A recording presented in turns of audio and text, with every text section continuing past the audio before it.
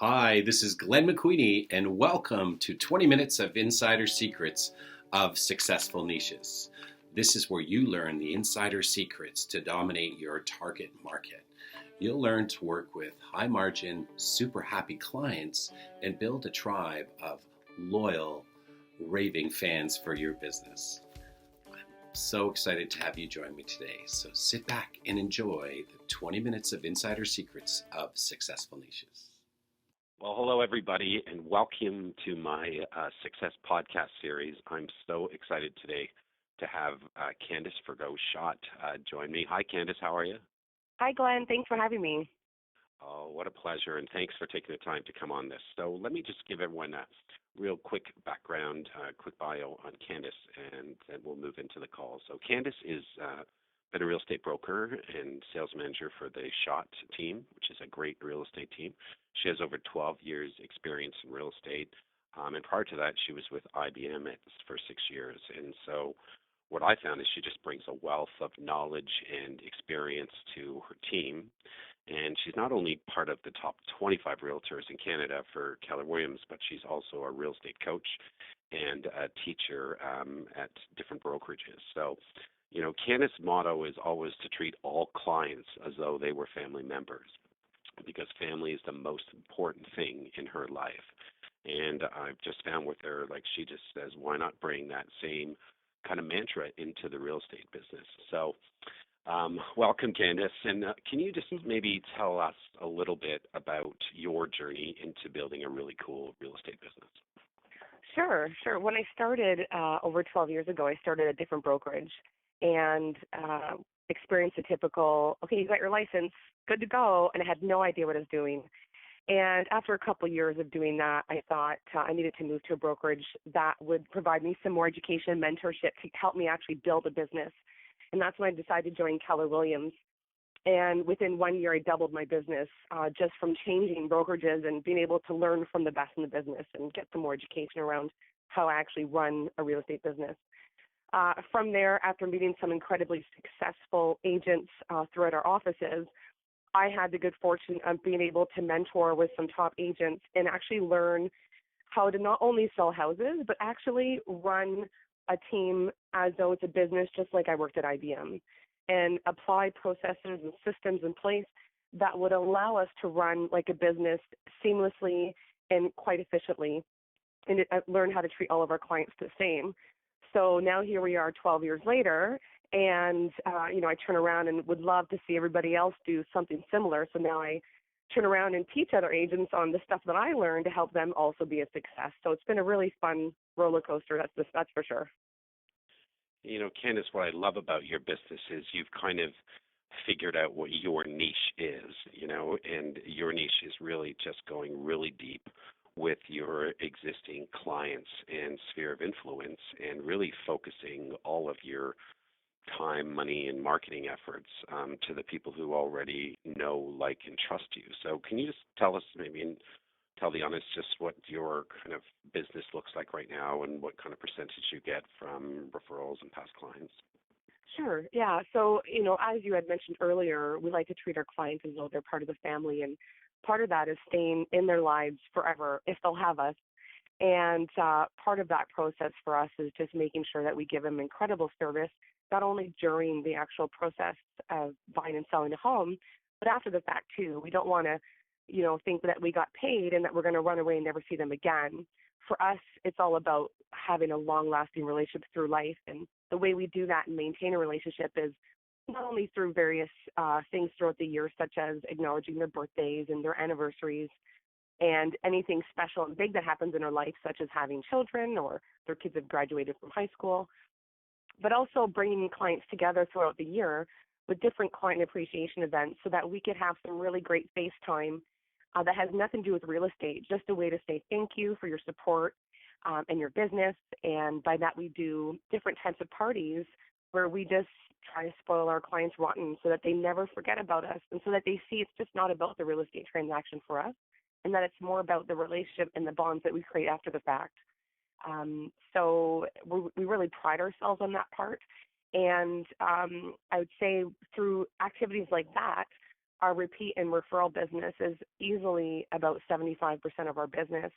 And ideally, we'd love to be at 100%, but of course, we always want to be bringing in new business so that our business continuously stays young.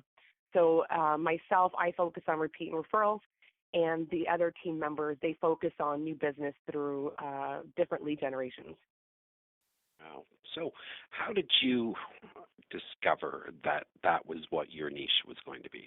Like, what were your steps that you kind of discovered that? Well, I love to entertain and love to be around my friends, and I absolutely love cooking. And so I thought, well, how can I bring in that aspect that I love so much into a place where I get paid, basically. And, just like a baseball player, they love the sport and they get paid tons of money to do it. And I was like, what a cool idea would that be to actually love what you do and make a living out of it. And so we just started incorporating what I love, which is cooking. I love cooking. I've taken chef's courses. And I thought, well, if I love cooking so much for my family and friends, why not do it for clients and turn them into friends? So we just started entertaining slowly, doing small dinner parties, poker parties where I also get to cook up a storm, but a completely different type. And then we started turning them to bigger parties where I was actually entertaining, 100 people at a time, which, to some people seems to be quite daunting. But for me, it's what I love. I love the planning aspect. I love the cooking aspect, being able to be in front of our clients. So I thought, why not take my passions and turn it into our repeat and referral business just by doing something that I love. Wow. That is so cool. What has the payoff been for you over the past few years as you've been kind of going deeper and deeper and inviting new people into your world and building your kind of referral and repeat business? What's the payoff been for you? So often you see agents that work 7 days a week and they're exhausted and they're spinning their wheels and they don't have any time for anything else but work, which I get is a great work ethic for some people, and that's what they love. They want to work that much. I personally need balance in my life. I need balance because we have a family, have a husband. We like to travel. We like to entertain. So the importance for me was being able to create that balance.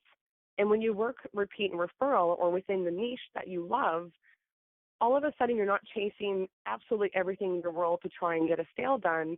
You're just spending time in the area that you're best at, which then frees up time for you to do other things, but still make a really great living and actually love what you do. So I think over the last couple of years, just perfecting our systems and our processes so that our business runs like a self-managed business where it's so automated that we don't have to spend as much time as other agents worrying about next steps and admin and paperwork and everything else that has to be done fly by the seat of your pants, because we have it all packaged up and running like such a well-oiled machine that it gives us time to step away from the business, and our business still runs even when we're not there on 7 days a week, 24 hours a day. So I would say I probably work the least amount I've ever worked in my life because I'm just focusing on what I love. And instead of working 60-hour weeks, which a lot of agents do, I am working maybe 30 hours a week now. And the goal is to try and work down to 20, 25 and spend more time with the team and growing the team. That's my goal in the next couple of years, is to just try and work a little less and enjoy life a lot more. It's really amazing, isn't it, how kind of friction-free your business becomes when you work with people who already like, trust, and respect you, And I always find that when you're working with those people, they just become easier transactions instead of, working with people who don't know you, who don't really like you yet, and they certainly don't trust you. And because that process seems to take a lot longer to build the trust and et cetera, it just seems that the transactions take a lot longer, whereas your model is really, well, people already like, trust, and know me, and I love those people, and if I do a great job for them, they'll just send more people just like them into my business. Mm-hmm, absolutely. So why do you think the conventional wisdom of 2 hours of random lead generation or cold calling, door knocking is so prevalent right now, rather than your more niche-focused approach? I think that people still teach the old school ways of doing real estate. I think that's what most people know. They go into it's different brokerages where that's the mentality. You know what? You get into this business, you have to prospect, you need to get clients, and here's I wouldn't say the easiest way, but here's the way that we know. Door knocking, cold calling. And it's not that those methods don't work. I'm sure they do for some people. I've never personally done it myself, but I know that people have had huge success from it. I think the issue behind that is that if you don't like doing that, if you don't like door knocking and cold calling, it makes you uncomfortable. You're not going to stay in this business for long. You're going to be out within probably 6 months to a year because you're going to be incredibly unhappy because you're not doing what you love. And I think that brokerages or, broker managers spend so much time trying to push people into this that they don't ask the questions. What do you love? What do you love to do on a daily basis? Who do you hang around with? What are you passionate about? What sports teams are you on? They're not focusing on their lives and trying to figure out, okay, so how can we build a business out of you loving to play sports all summer long and you being on, 14 different sporting teams throughout the year or whatever it might be? The focus should be there and focusing on what you love. What are you passionate about versus what are you going to hate doing every morning when you go to work and you're barely going to want to get out of bed? And I think that's what's happening is that people leave the business for that very reason. They're not excited to get out of bed and go to work, and they're not excited to cold call and get hung up on, 25 out of 100 calls. I think if everybody focused in the industry spent more time focusing on what people love, I think there'd be a lot more happy agents out there and a lot less people leaving the industry if they got to do what they loved.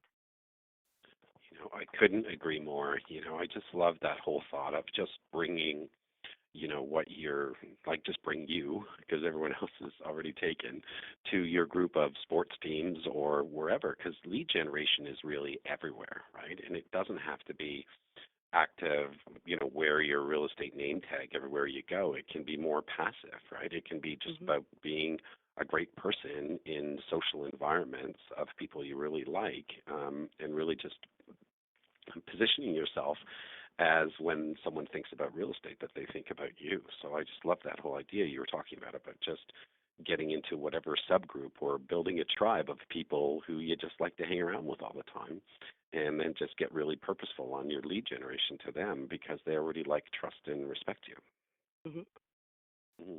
So what do you think are the most common kind of lies, myths, or misconceptions in the marketplace right now, just regarding agents building their business, finding their niche or whatever? What do you see out there? Well, I think that agents feel like they have to be everything to everyone. They have to be a negotiator, a condo expert, a house expert, a therapist, a divorce lawyer, a financial analyst, an HR person, you name it. They feel like they have to be everything. But if they focus in on the one part that they're great at and allow somebody else or build a team to take care of the rest, I think everyone's lives will be easier. I think that, as we've discussed before, the single agent is definitely on the decline because somebody cannot physically be absolutely everything to everyone, and they're burning out and they're realizing that quite fast.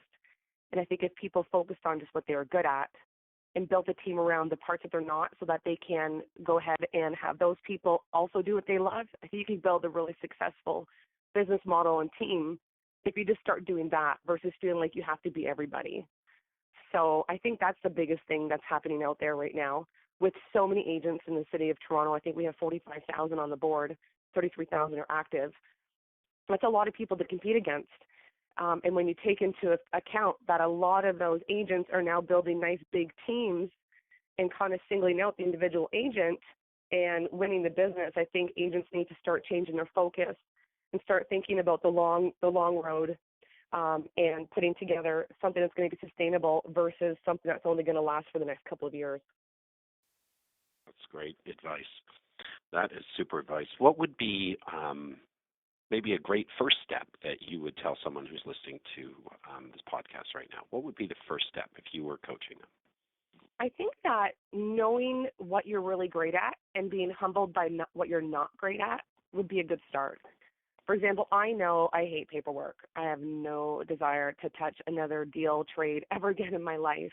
But I know that my assistant loves it. So I think that starting with, what do you love about real estate? What do you hate? because we're not going to love everything.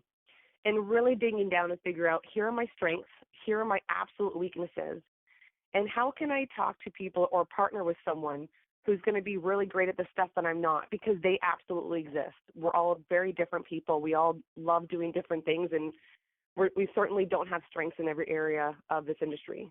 So I think figuring that out, whether it be through some personality testing or something of the sort, I think discovering your strengths first and definitely owning up to your weaknesses and being able to partner would be the first step, absolutely.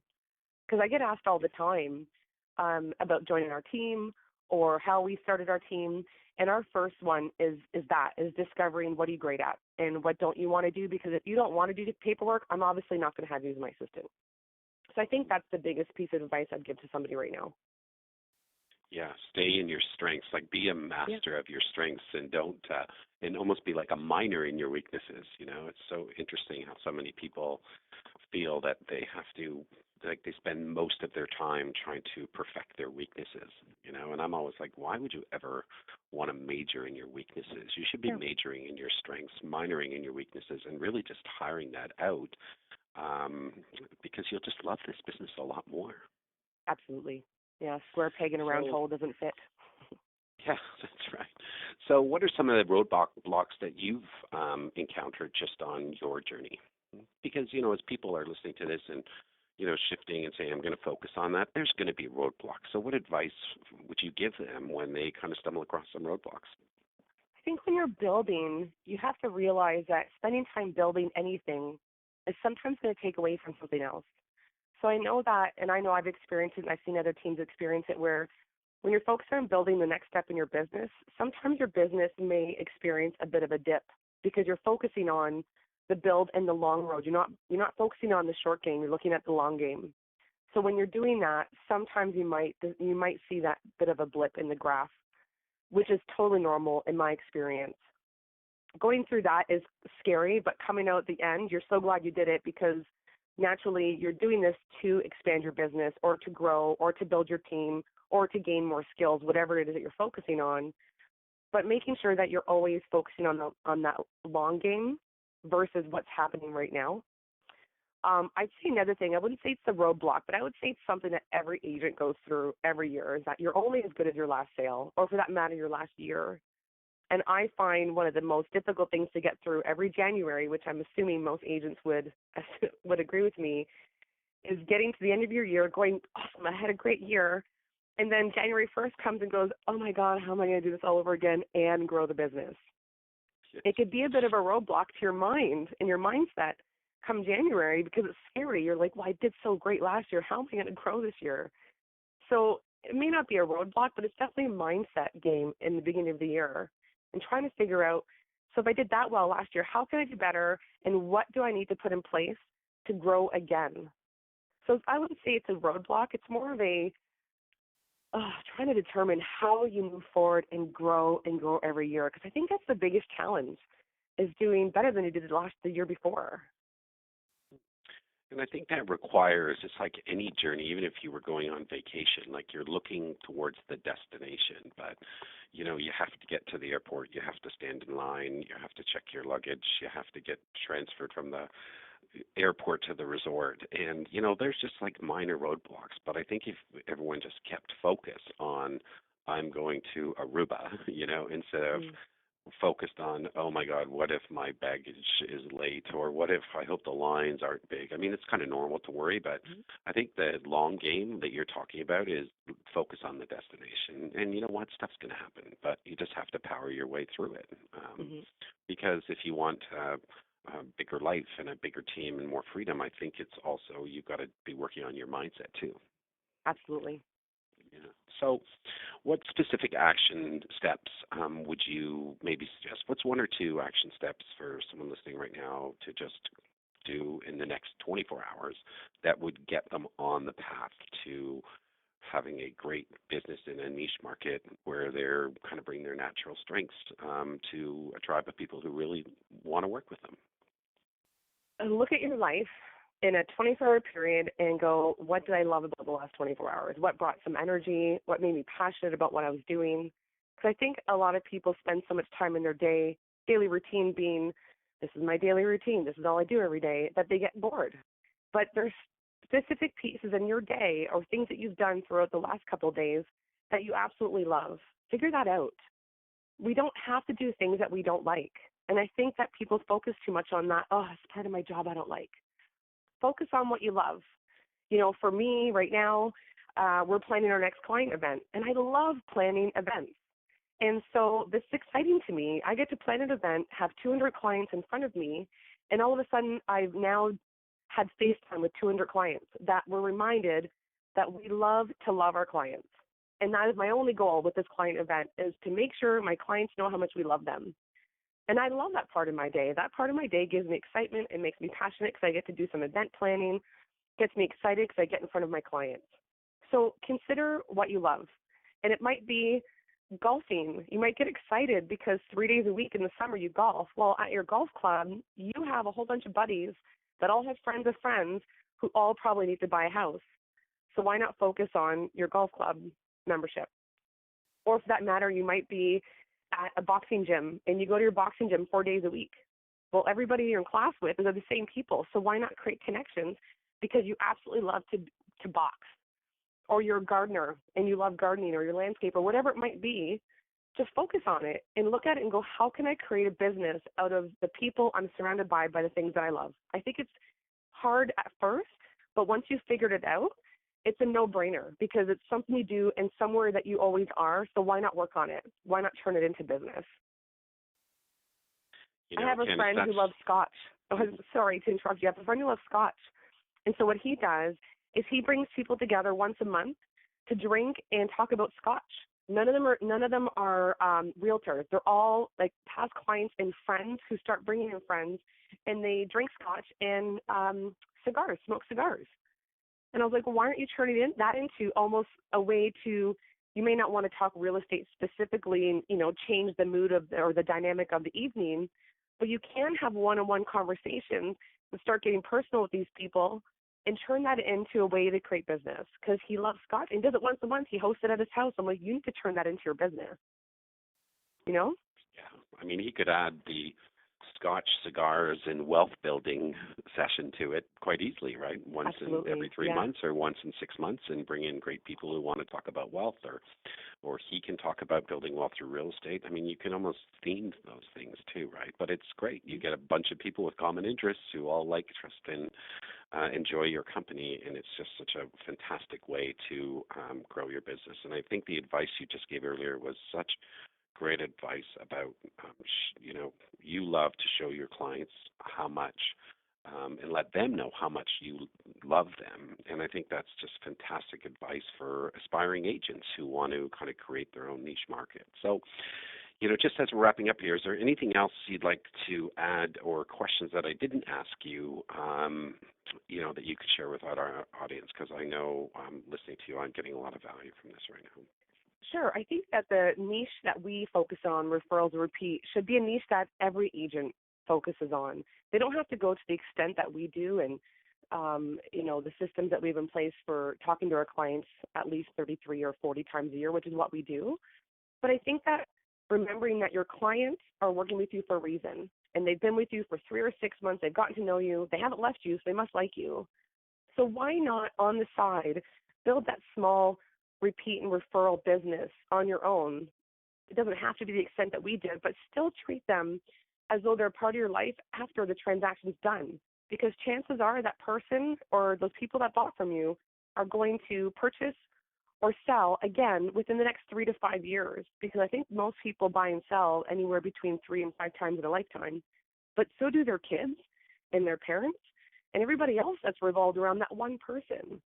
So I think that if, while working through their niche and looking at their sporting events or whatever it is they're considering, still take into account that repeat and referral is probably the biggest part of anyone's business who really works on it. And this one's an easy one to get started with. Wow. So, Candice, you are amazing, and I want to thank you so much for joining me. As I'm listening to you, you can just feel your kind of love and joy for what you do and serving your clients at such a deep level. Like, it's no surprise to me that so many people, refer so many other people to you on your team, and you're growing such an amazing business. So, Candice, I just want to say thank you so much for joining me, and you're just awesome. So you're the best. Thank you, Candice. Thanks so much, Glenn. It's been a pleasure. Thank you. Okay. Thank you for listening to my 20-minute podcast on insights of successful niches. My goal is to give you more financial freedom by helping you take your natural strengths to a target market of people you love to work with. You can find out more information by downloading my book for free for a limited time. The book's called The McQueenie Method, Own Your Niche, Own Your Market, and you can download it at themcqueeniemethodbook.com. That's themcqueeniemethodbook.com. Imagine what it'd be like to spend 2 days with me in person to help you find your niche market. I will help you take your natural strengths and unique abilities to a target market of people you love to work with. You'll build a tribe of happy clients who become raving fans of your business. So just go to themcqueenieMethod.com for upcoming dates. Thanks again, and have a great day.